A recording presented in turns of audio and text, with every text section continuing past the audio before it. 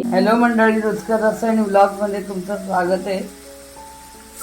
आज तुम्हाला मी कैरीची चटणी दाखवते। या कैरीची मी साल काढून घेतलेली आहे आणि ही कैरी अशा पद्धतीची होती।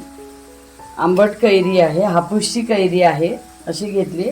तर आता एकाच कैरीची मी तुम्हाला चटणी करून दाखवते ज्याची मी साल काढली।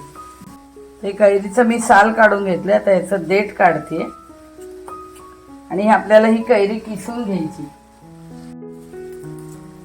ह्या चटणीला आता कांदे लागणार आहेत, तर ते 2 मोठे कांदे घेतलेले।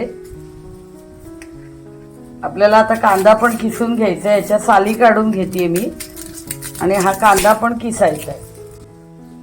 हे बघा, ही अशी साल काढून घेतलेली आहे 2 कांद्याची। आता हे कैरी आणि कांदा आपल्याला किसून घ्यायचा आहे।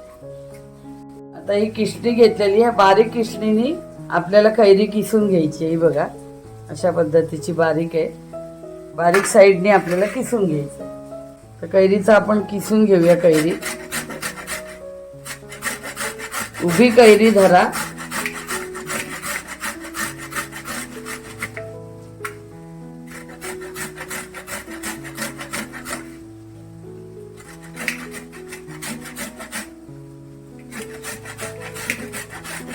हे बघा, असा किस पडतो। हे बघा, ही कैरी सगळी मी किसून घेते। कैरीचा किस आता करून झालेला आहे। तो आपण आता या भांड्यामध्ये घ्यायचा आहे। याच्यात घालते मी। त्याच पद्धतीने आपल्याला कांदा किसून घ्यायचा। हा कांदा घेतलाय, तोही बारीक जाळीनेच किसायचा।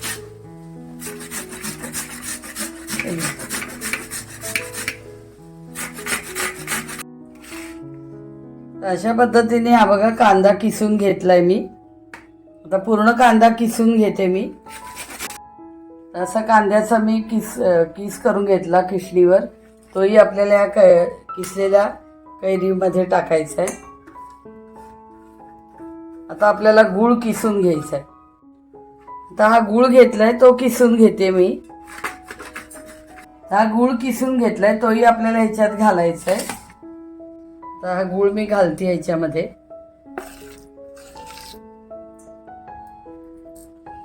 असा गूळ पण घालून घेतलाय। चवीनुसार मीठ घालते मी। पाव चमचा मीठ घातलंय। अर्धा चमचा तिखट। तुमच्या आवडीनुसार तुम्ही तिखट करू शकता, पण जास्ती हे तिखट करत नाहीत। आता आपल्याला ह्याला फोडणी घालायची। मोहरी घातली अर्धा चमचा,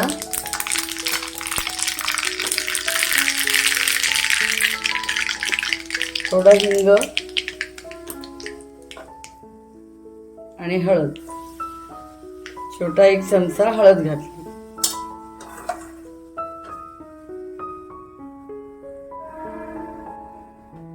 लावू। ही फोडणी आपल्याला घालून द्यायची।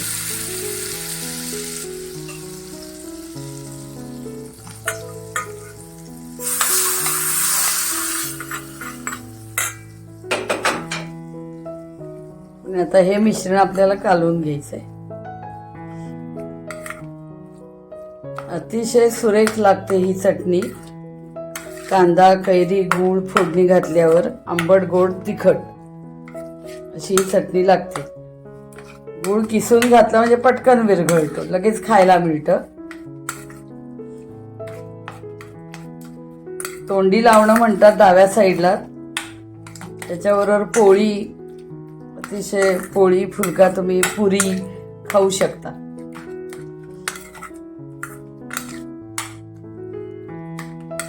आंबट, गोड, तिखट आणि कांद्यामुळे एक वेगळीच चव येते। हे करून बघा, म्हणजे तुम्हाला कळेल ह्याची चव कशी येते।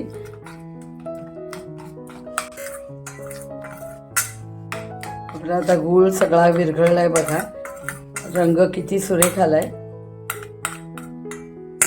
आता ही मी तुम्हाला सर्विंग प्लेटमध्ये काढून दाखव। अशा गुळामुळे आणि कांद्याच्यामुळे रस सुटलेला आहे कैरीचा वगैरे, तर अतिशय ही चटणी सुरेख लागते। पोळी बरोबर, फुलका भाकरी कशाप्रमाणे तुम्ही घेऊन खाऊ शकता, तोंडी लावणं म्हणतात ह्याला.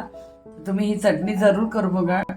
तुम्ही कॉमेंट्स अजिबात करत नाही. कॉमेंट्स केल्यामुळे काय होतं की आम्हाला प्रोत्साहन मिळतं. तर कसं झालं आहे, काय झालं आहे, तर कृपया तुम्ही मला कॉमेंट्सद्वारे कळवा. आणि तुम्ही ही दाखवलेली ही वेगळीच रेसिपी आहे, ती तुम्ही करून बघा आणि माझ्या रेसिपीला लाईक, शेअर आणि सबस्क्राईब करा. थँक्यू.